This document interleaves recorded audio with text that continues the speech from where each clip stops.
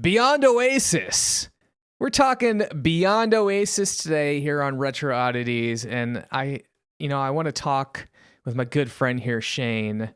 Shane, are you out there? I'm calling out to you. I am out there. I'm past the Oasis, beyond the Oasis. That is where you are. Took me a long time. For a while, I was just at the Oasis, but you told me to keep going. I appreciate that.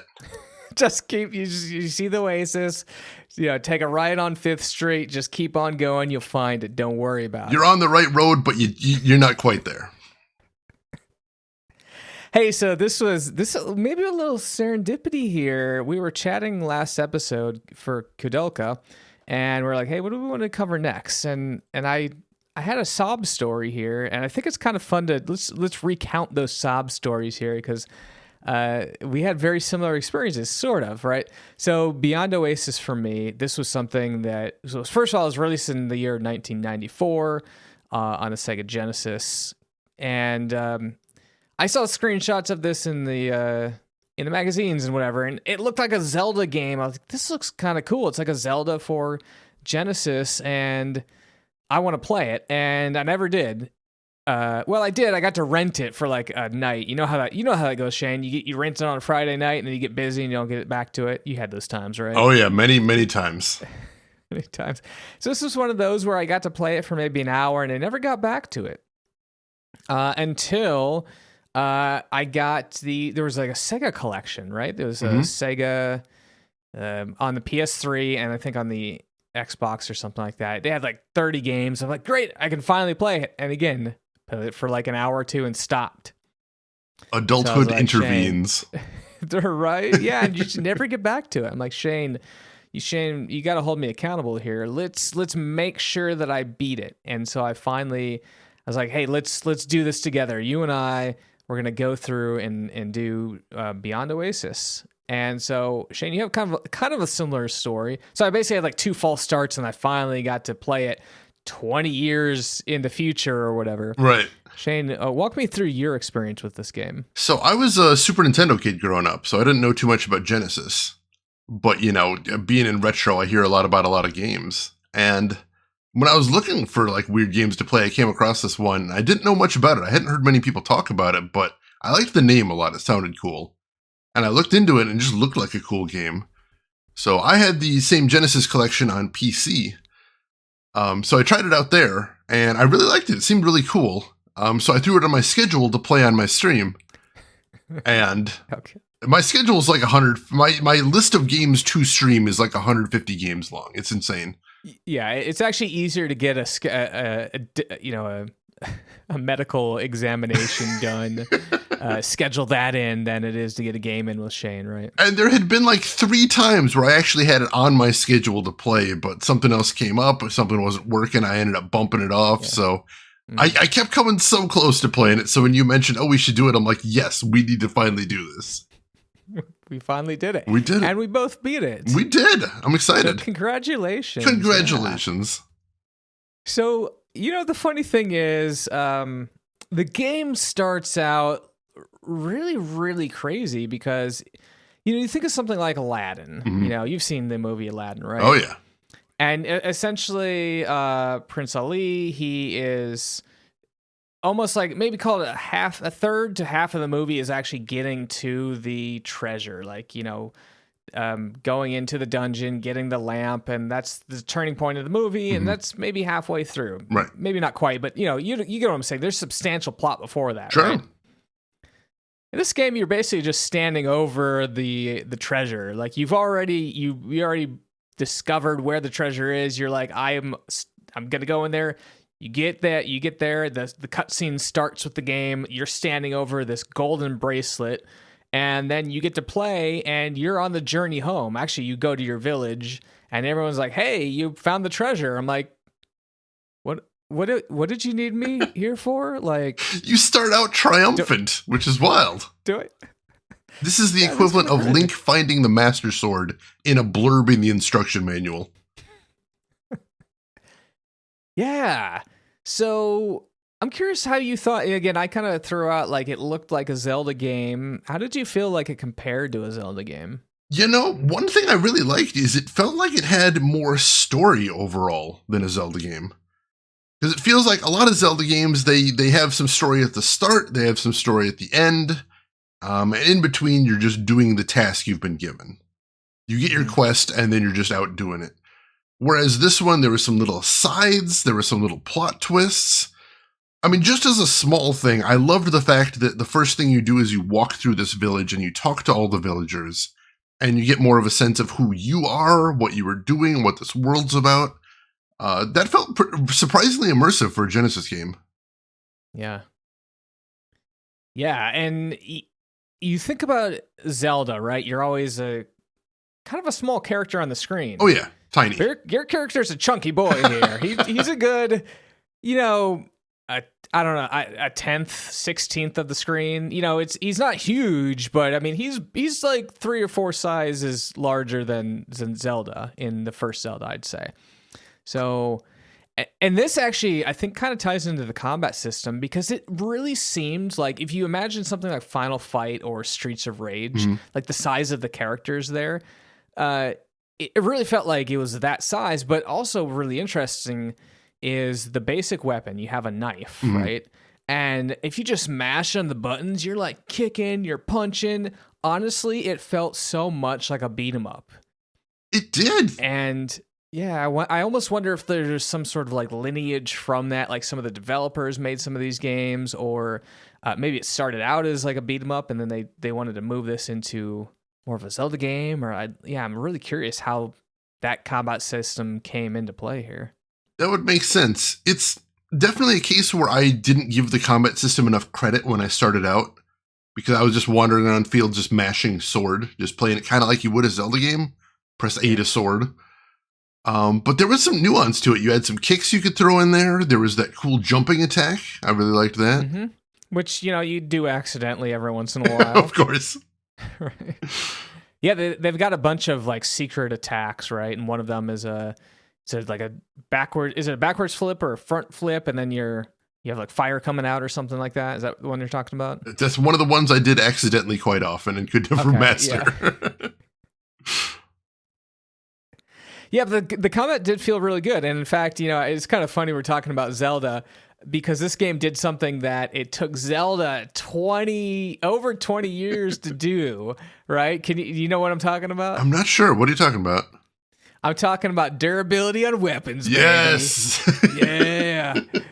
So, you got a knife and that's infinite, and then you can have 7 weapons I think you can pick up.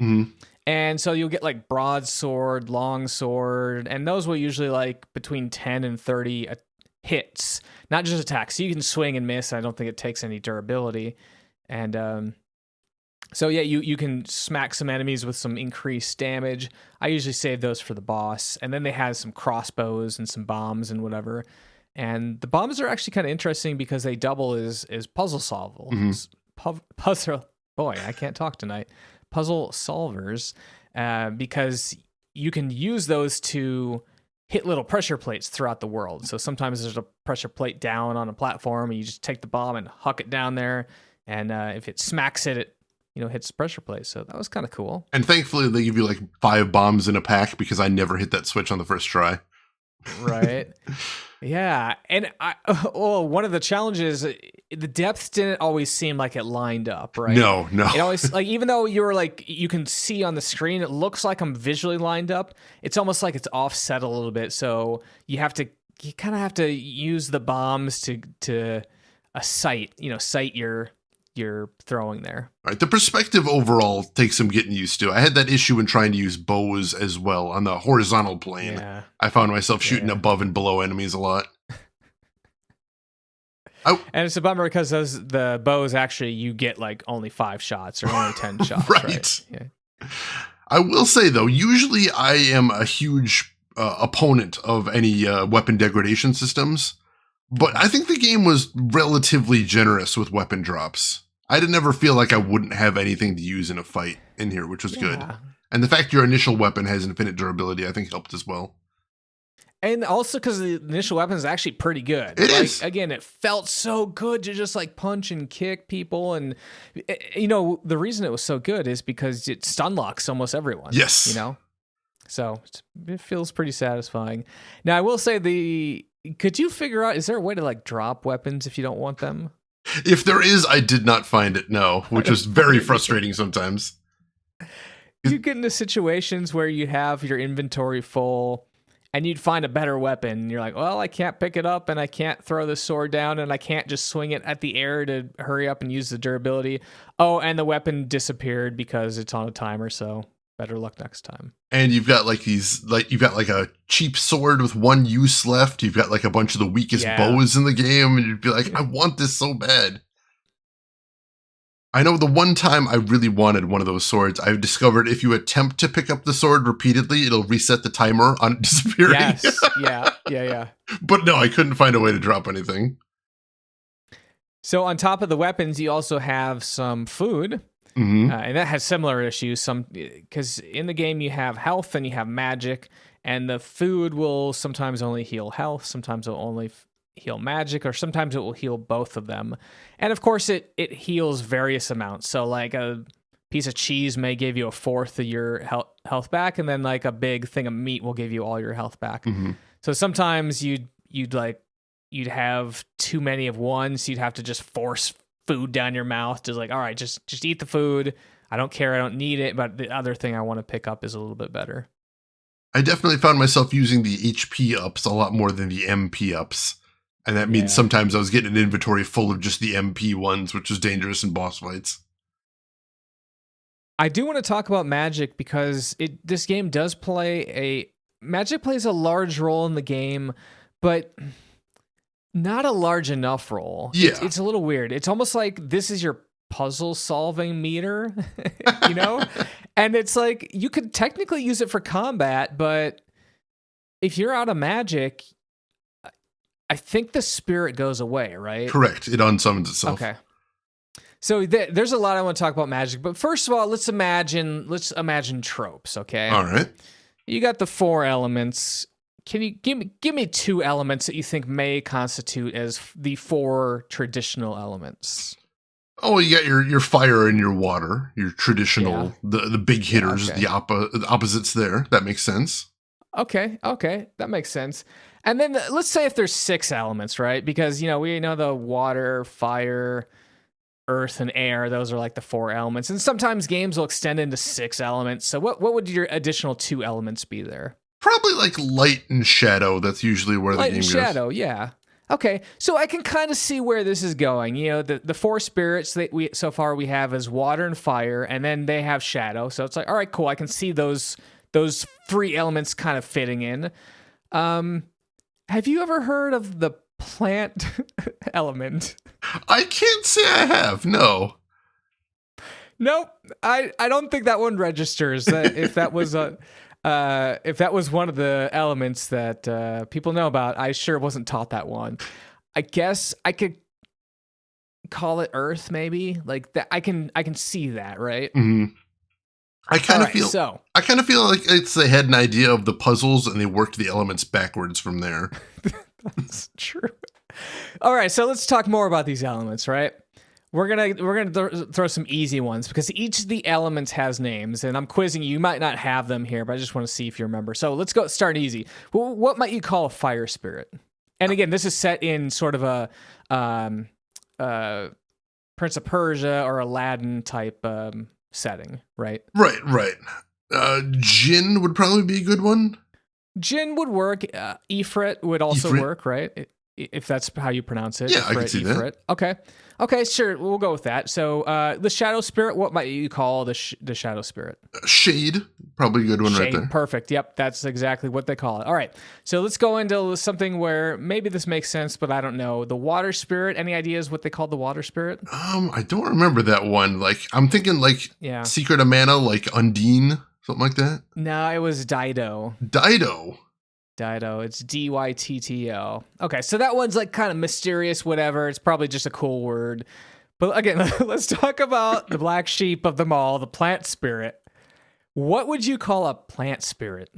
Ooh, there's a lot of ways you could go there. You could name it after a type of plant or like a dryad type thing. Yeah. What direction did they go in this game? I don't know which direction. So bow, B-O-W. Bow? Like I've a bow and arrow. I don't know. And I don't know because there's absolutely no relevance to like a bow here. There's no the thing is like a big chomper from, you think of something like a piranha plant from Mario. You know, it's a big boy with a big chompy thing. There's no archery here, so I don't know. I don't know if this is like a lost in translation thing or if that's like I don't know. I think the gravest sin here is it's not even like a cool fantasy sounding name. That doesn't sound like an exciting spirit to summon. Bow. Bow. The plant spirit bow. So anyway, it's worth noting that this was released in Europe and Japan, and in those countries this game was called The Story of Thor. Right. And then so in the North America it was Beyond Oasis. So again, maybe Europe or Japan knows, maybe they have cultural relevance with the plant spirit and bow. I honestly don't know.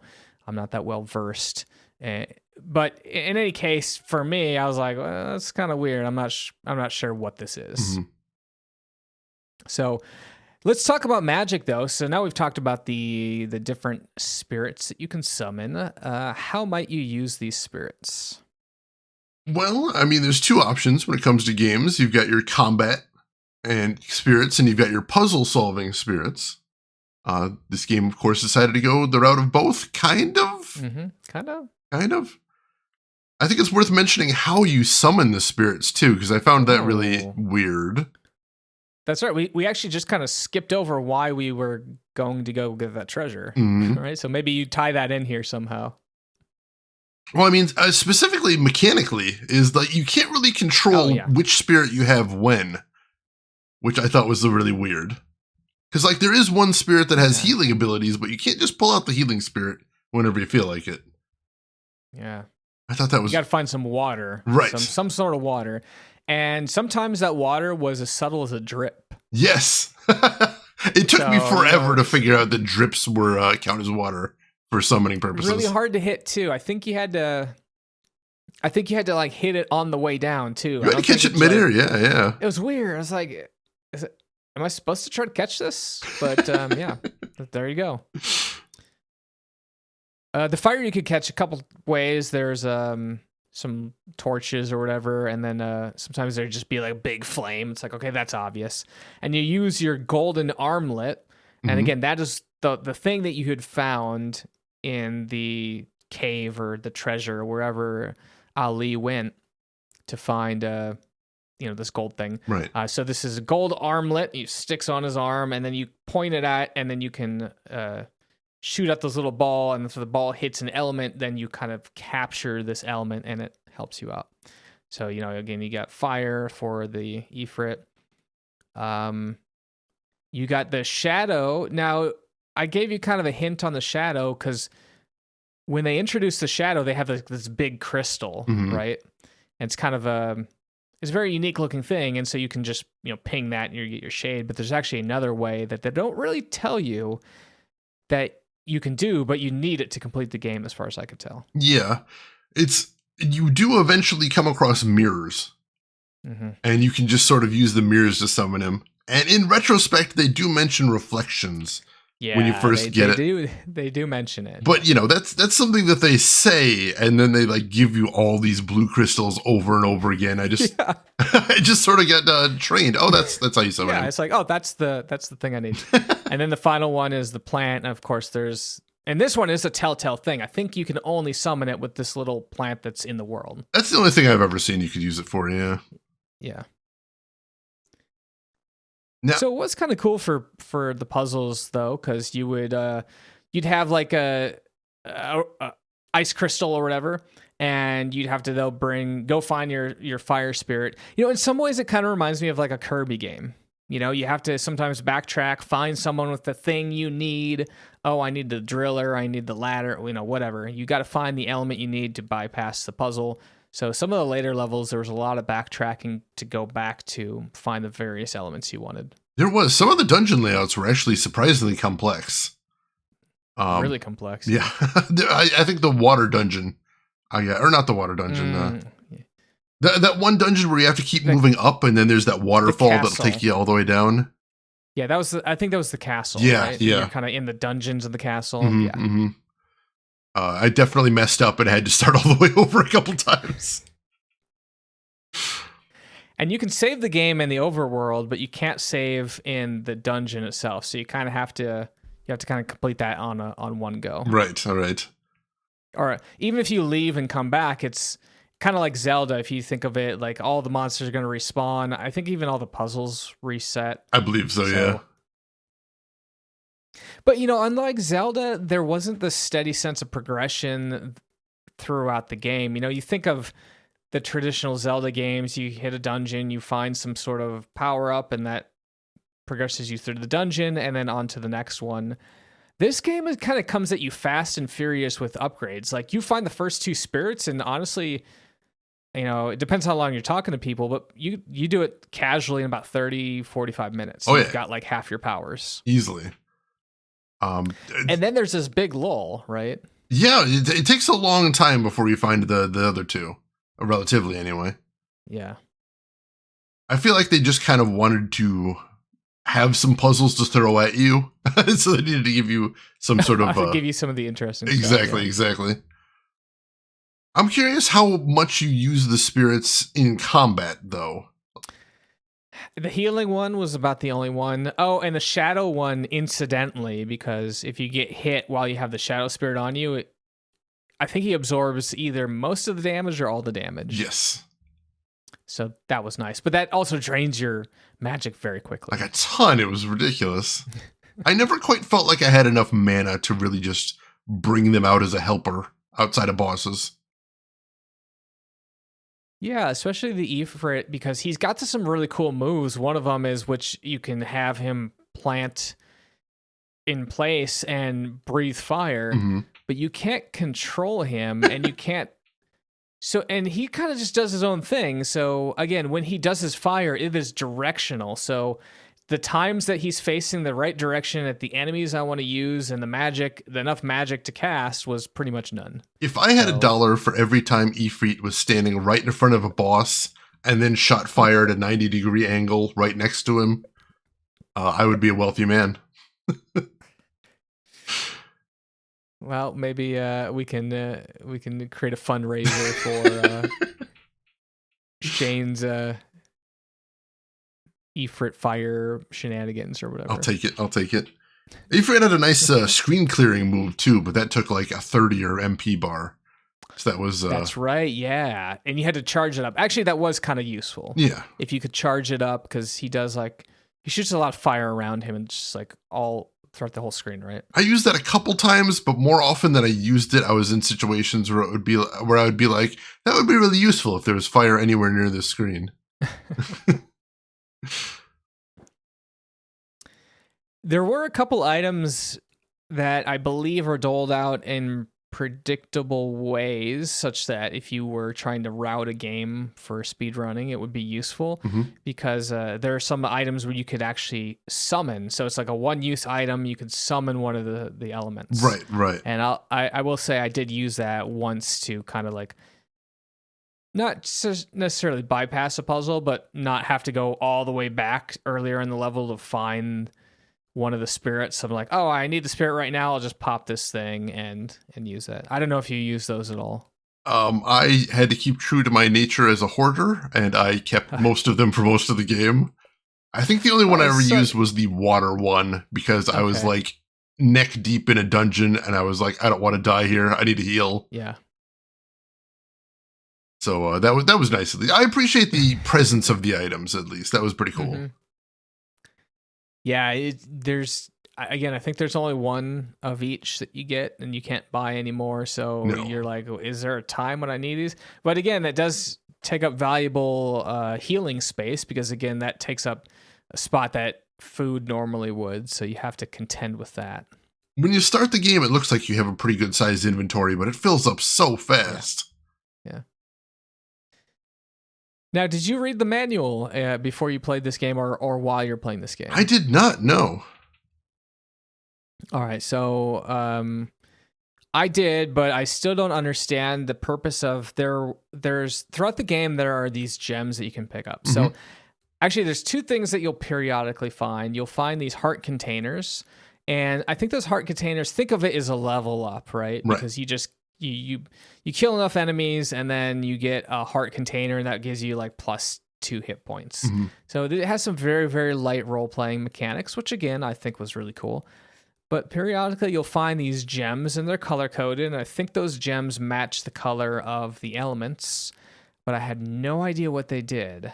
So, Shane, please enlighten me. What the heck do those do? So if I'm understanding this correctly, they do two things. The first of all is they give you a little bit extra MP, maybe another 2 points like the hearts. Okay. And the other thing they do is they make whatever color spirit they correspond to do just like a tiny bit more damage, I think. Okay. Yeah. So you get a generic upgrade and you get a spirit specific upgrade wrapped into one, which is kind of cool. Yeah, I think I did find most of them, but I just never really noticed what they were doing. So I'm like, I'm just going to keep picking them up. Yeah, if the difference was significant for the spirit themselves, I didn't really see anything. Yeah. And the other thing that's funny is it keeps track of how many monsters you've killed. Really? And so, oh yeah, you didn't know that? You go to the stats screen, you can see your all the things you've collected and the monsters, because you have a rank that's assigned with you. All right. And so you'd think that when you complete the game, that the higher your rank, the better ranking it gives you. Mm-hmm. It's actually quite the opposite. The least amount of enemies that you can kill, the higher rank you get. So it's kind of like a speedrun type thing. I guess so, yeah. I ended up getting the warrior rank. I don't remember if you know or I don't know if you remember what yours was. I don't, unfortunately. I should. I don't recall off the top of my head, though. I just wanted to see what sort of ranks are available here. Yeah, I'm curious what the scale goes from. If you got warriors, is that like near the top? Is that? I certainly, if it was based on kills, it was certainly not that, because I think I had almost 1,000 kills by the end of the game. Warrior sounds like a good thing. It was just so much fun to kill enemies. I was doing it just for the heck of it. You know? It was, and once I found out about the hearts, I'm like, well, I need to get hearts, obviously. Yeah. If you give me an opportunity to grind, I'm going to do it. Okay, so let me just read off a couple of them. I'm going to do a couple choice ones here. So again, this is on GameFAQs I'm looking at. All right. So if you have a time of less than 2 hours, it looks like, I don't know how to read all this, but it looks like less than 2 hours, you can be a speed star. The warrior is greater than 2 hours. Some large number of kills, less than 60 jewels, less than 100 deaths. I don't know. It looks too complicated to figure out at a glance here. But it's not a one-axis thing. They actually take a couple different stats into account. Yeah, so it looks like it says comp rank is one of the values, and it looks like comp rank is equal deaths times 2 plus rank. I don't know. Huh. But yeah, it looks like comp rank, time, kills, jewels, deaths is what it uses. So anyway, I'm looking at this and I basically got the second to worst rank there. The worst rank is fighter. And so I got warrior. I don't know. Warrior still sounds cool to me. I'd take that. It does sound cool, but champion is like middle of the road here. Oh my God. For some reason, undead is better than champion. I wouldn't think that's a... Yeah, and then you have treasure hunter, berserker, speed star, superhero. All right. Yeah, if I got undead, I would assume, oh wow, I must have really botched this. Yeah. Did you know that there are some secret areas in the game that give you some very cool weapons? I was aware they existed. I did not find any of them. Yeah. So there are various mini games. Mm-hmm. I did not find them naturally, although I did find, occasionally I had to use a guide on some of the levels because I did get stuck or I didn't know a specific mechanic worked the way they intended it or they expected me to realize. Sure. So I'm like, I'm not gonna go out of my way to try to get these mini games. If I happen to find them, great. If not, no big deal. Right. So a couple of them here. There's a racing track, Ifrit's racing track, and if you beat that fast enough, you get an infinite fire bow. Huh. But one of the most interesting ones is, and one I was like, this is absolutely, I know I don't want to do any part of this, is there's the 100 level pit. Oh my God. And if you beat that, you get an infinite Omega sword, which I think sets everyone on fire. Yeah, that was the best sword in the game as far as I know. Yep. Whew. They said the trick with this one is you can't use any items, so no healing. You can't use any spirits. Maybe you can use spirits, but again, you have limited magic. If you can't use items, then you got like one shot. Yeah. Well, and also as just having a spirit will drain mana from you. Yeah, right? just having it out. It goes down pretty rapidly too. Yeah. And whoever wrote this said it took them 45 minutes to do the 100 level pit. Jeez. So, yeah, a little bit of a challenge. I just know I'd die on like level 92. I'd probably die on like 30. Oh, that sounds exhausting. No saves, no checkpoints. Gotta do it in one go. Jeez. Well, Beyond Oasis, like, again, it was cool to have played it. I think the game is actually front loaded with the fun. I did feel like after a while it was just kind of doing the same thing. And again, without that sense of progression or new items I was picking up, I didn't quite feel like it hit that Zelda feeling. But, it was a good attempt. It was their first attempt at a game like this, and it would have been cool to see what a Beyond Oasis 2 looks like.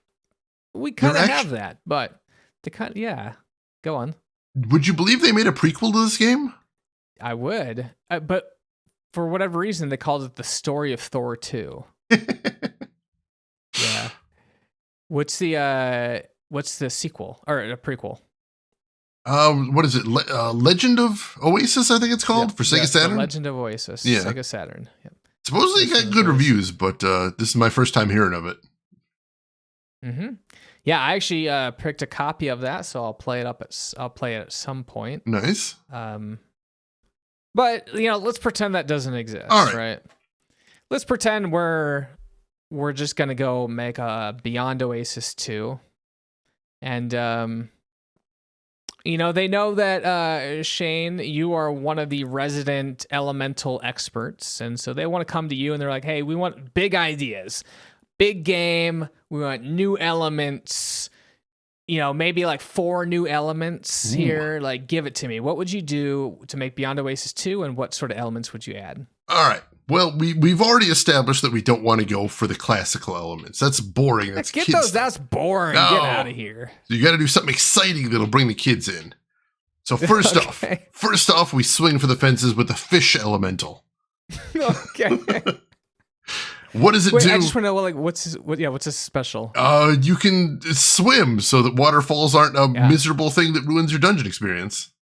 Okay, all right, I'm cool with that. So you a little bit, and I could even see some swimming mini games where you got to swim upstream and there's logs coming down. I mean, if they had racing in this one, they could always go for that. That makes sense. Okay, I'm on board. Like the fish one, I was a little bit of a doubter, but now I'm all in. All right, so next after that, we are going for the bread elemental. Okay.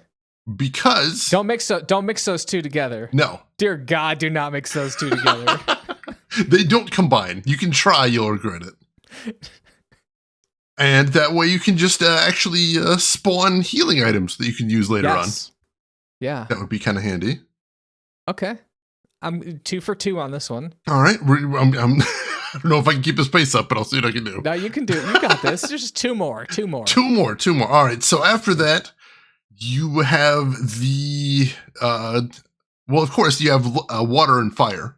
So if you have the fish elemental, you've got to have the bird elemental as well. Okay. And perhaps that could make it so your jump in this game actually makes it so you can cross some of those gaps that it looks like you can cross. That's right. Yeah, it totally, because so often I would try to get a running start and it's a hard, it's like a hard piece of collision there. So there is some platforming late in the game, but like the first half of the game, your jump doesn't really do much. Yeah. Interesting platforming. I wouldn't say terrible. It takes some getting used to. I'm not sure I've ever truly enjoyed platforming in a 3/4 overhead. The perspective is just so difficult. Maybe like a 5.6 overhead would probably be a little bit better. Yeah, a little bit more. Maybe some more aggressive shadows to help you line up everything. Mm-hmm. All right, we got one last one. Oh man, we have one last one. All right, the last one will of course be Heart. Heart, okay. Heart, classic Captain Planet route right there. The Heart Elemental.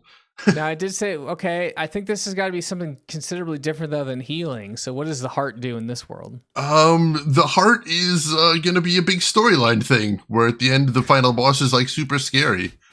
And you're like, oh no, I'd probably have a heart attack facing this guy, except I have the power of Heart. Okay. That's pretty good. Finishing strong. You take all those powers together and go ahead. Are we staying in the sort of like Persia type area here? I mean, you'd have to go somewhere new, making it more exciting. Okay. Yeah, like is any ideas like where you get a fish and piece of bread and a heart and a bird? Can always go the 13th Warrior route and take it over to the Viking lands. Okay, I mean, I was going to say New York because I feel like everything is there, That's perfect. Book it, make it happen. Instead of having that big sequence where you ride a boat to the new land, you just ride the subway. Oh, I was saying, you could still use a boat and go over to New York, and you can see the Statue of Liberty and Ellis Island. So it's just very iconic, I guess, right? Final boss level will be Long Island. That's great, man. Well, I love it. So I think that's... Oh, go ahead. And of course, the healing items will have to be like pretzels and hot dogs in that case. Okay. Yeah, it's kind of... Now we're going to look close to bread. We got to make sure we keep those separate, because I was actually thinking bread would be bagels. Yeah, that's a good one, too. Yeah. But wait, no, you said bread did spawn the items. No, that perfectly works out. There you go. That's good. Okay. Cool. Well, beyond Oasis, I think I'm talked out. Did you have anything else you wanted to chat about here? There was one other thing I wanted to mention, and this might be due to ignorance, because like I said, I was a Super Nintendo guy. I found the music in the game really interesting. If you had just given me the soundtrack of this game and told me nothing about it and said, what do you think this is on? I think I honestly would have guessed DOS. Because a lot of the especially bass sounds and the way they did it reminded me like of the old LucasArts adventure games on DOS, which I thought was really interesting. True. That's true. I did like it overall, I should clarify. I thought it was really cool. I mean, it's no Echo the Dolphin in my opinion, but it does what it can. Yeah. It gets the job done. I appreciated it. Anything else you wanted to say? No, I mean, I think it's probably worth just chatting to people about your channel, some of the exciting initiatives you got going on there. Why don't you walk us through, like, you've got this innovative thing on Twitch here. I think you're one of the experimental Twitch fundings. Was it Twitch starter? With some channel point stuff. So what's going on with your channel points, man? What can you do with there? So if you come over to my stream, you will get channel points just for watching. Just totally free. It's wonderful. Really good deal. Do I have to pay? I got to pay money though, right? Oh yeah. I mean, that's an exception though for the rule. And what you can do is you can help fundraise a sequel to classic DOS adventure game Harvester. Oh, okay. We're really, really close. I still need to double check what the exchange rate is for channel points to dollars. I'm sure with inflation, inflation has really, really hit you hard. Oh yeah, it's a struggle. Yeah, like we had the numbers written down like 2 months ago, we were like 93% of the way there. We had all the licenses and the rights all figured out. We had a deposit in, and then poof. You know, I called my accountant just to see how we were doing on this thing, and he started laughing, but I think it was a joyful laugh. I think there was mirth in there. I'm pretty sure. He was laughing. He was laughing with you. Yeah, he was laughing with me. It was. We were all in on the joke, whatever it was. So, you know, unfortunately, I think the inflation did kind of spike that, but we're getting it under control. You're getting it under control. We got to crunch numbers, but I think we're probably still pretty close. So just about there. Yeah. Right on the cusp. Keep watching, Shane. Get those channel points. Now, you do have to spend them specifically. You can't just bank those, right? You got to spend them on your reward. Exactly. Right? I can't spend your money. That's yours. I don't have the ability to reach into your accounts and take out your hard-earned currency anymore. At this point, Twitch had to talk with me. They fixed that weeks ago. They took care of that. Unfortunately, they got onto me. There was stern talking tos. So if that's something that interests you, and heck, why wouldn't it interest you? You can head over to where, Shane? Twitch.tv/ShaneIsGames. And that is all one word, no hyphens, no spaces, no nothing. Nothing that would make it clear that it's not Chanel's games. Nothing whatsoever. That's awesome. So anything, let's see, this episode will probably be coming out sometime in the late November. So I know you've got a schedule. Can you think of anything that you'll be playing around then you want to pimp? It's tough to say. I'm not actually scheduled. I'm probably scheduled that far ahead, but I can't actually pin it down to a day. Okay. Yeah. But if you want to know what kind of... It's probably weird. It's probably weird. I do pick some weird stuff. If you want an idea of what I'm doing, I can always mention what I'm doing right now. Which is... right now we're just finishing up Castlevania Harmony of Dissonance for Game Boy Advance. And are you emulating that then? Or we're playing the Steam version, which I believe is the Steam version. Technically an emulator. Okay. And after that, once we finish that, we're going to be playing Star Trek Voyager Elite Force. The Voyager-based FPS. Nice. Nice, man. I got to look up the Star Trek Elite Force. Let's see what this looks like. It's the premier game for people who watch Star Trek Voyager and just thought, you know, I wish they killed like 100, 200 more aliens in this episode. I do remember this being pretty good. That's what I've been told. I've been told it's one of the best Star Trek games out there. It's by Raven. Yeah, Raven was great.